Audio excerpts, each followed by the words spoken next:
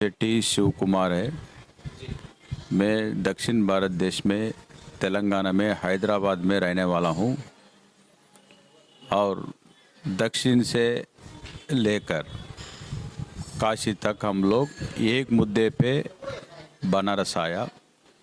एक बात जनता का बीच में रखने के वास्ते हम बनारस आया, वो बात है गौ माता का बारे में। सेठी जी, क्या कहना चाहेंगे आप? वाराणसी लोकसभा में यहाँ पे बड़े बड़े दिग्गज नेता चुनाव लड़ रहे हैं, उसके बीच में आप इतना हिम्मत करके इतना दूर से आए चुनाव लड़ने के लिए और लगातार 3 महीने से आपका चुनाव प्रचार चल रहा है और माता का आप मुद्दा उठाए जो कि कोई भी पार्टी नहीं उठा रही है। बनारस की जनता से आप क्या कहना चाहेंगे? बनारस की जनता सबका बात इस बार गौ माता का को वोट देना चाहिए।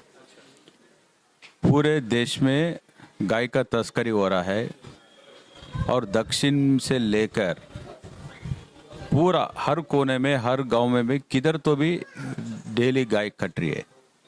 सो गौ माता को बचाने का काम अभी सभी वोटर्स के हाथ में है।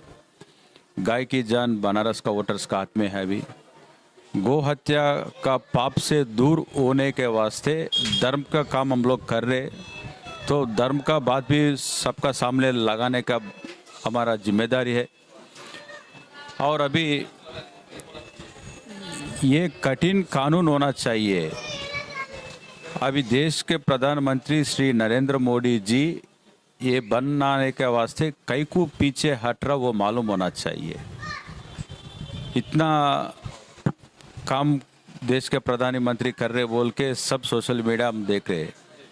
गाय के बारे में तो जीरो, कुछ भी नहीं करे देश के प्रधानमंत्री श्री नरेंद्र मोदी। बाबा का दरबार में बाबा का जो स्थान है काशी विश्वनाथ का मंदिर में मोदी जी को एक बार आके गाय के बारे में आप क्या करें 10 साल में, कितना करोड़ गोवंश कत्ल खाना में खत्म हो गया, इसके जिम्मेदारी कौन है?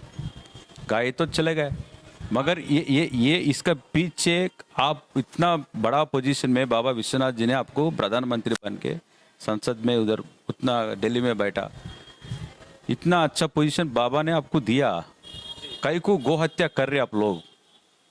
धर्म के नाम से वोट मांग रहे, मगर धर्म का देवता, धर्म का जो 4 पाद पे चलता है।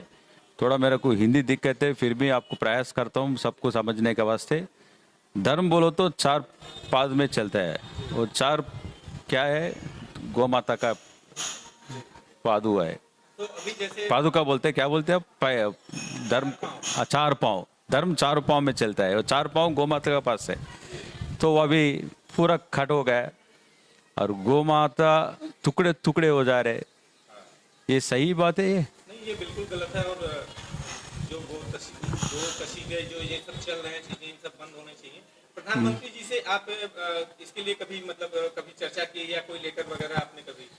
देश प्रधानमंत्री श्री नरेंद्र मोदी जी को इलाहाबाद हाई कोर्ट ने एक अच्छा ऑर्डर दिया है, गौ माता राष्ट्र माता घोषित करना है।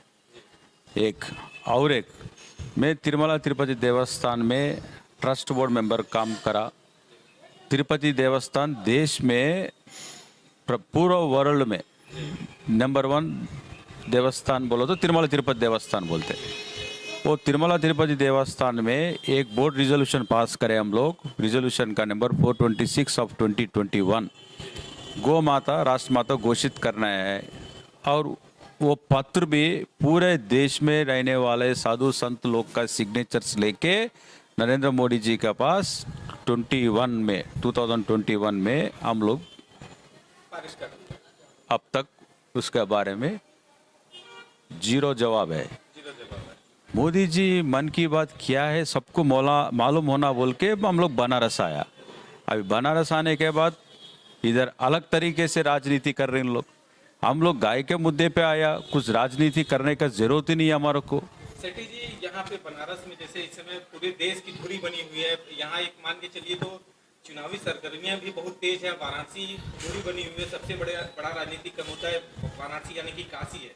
तो यहाँ से जो है कि आप यहाँ से कभी आपको ऐसा नहीं लगा कि हम यहाँ चुनाव लड़ेंगे, हमारे साथ कुछ गलत हो या ऐसा कुछ? नहीं, हम लोग भगवान से ही डरते हैं और गौ माता का आशीर्वाद से हम लोग इधर आए दक्षिण से। और चुनाव में लड़ने बोलो तो मेरे को पहले से मालूम है, सब लोग मेरे को बता रहे थे आप इतना दूर से आके प्रचार कर रहे, 2 महीने 3 महीने के पहले कर रहे, आपका नामांकन खारिज हो जाएंगे, आपका प्रयास मत करिए।